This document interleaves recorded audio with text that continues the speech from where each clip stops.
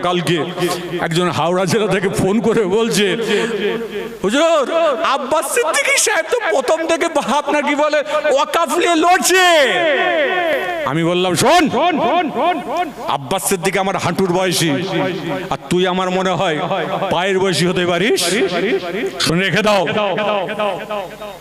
এখন আমাদের ওয়াকফ নিয়ে সময় হয়েছে আমাদের নড়বার, তার জন্য লড়ছি।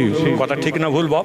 যে আমাদের সমাজে কিছু লোক তো এমন লাফালাফি করে বলার মতো না, এটা সব ঘরেই আছে।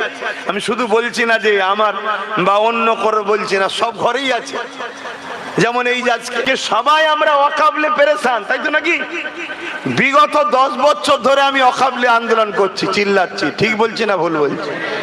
কিন্তু এই 10 বছরে সব থেকে বেশি যদি আমার বিরোধী হয়ে থাকে, এক শ্রেণীর মোল্লা মৌলী সাহেব আমার বিরোধী করেছে।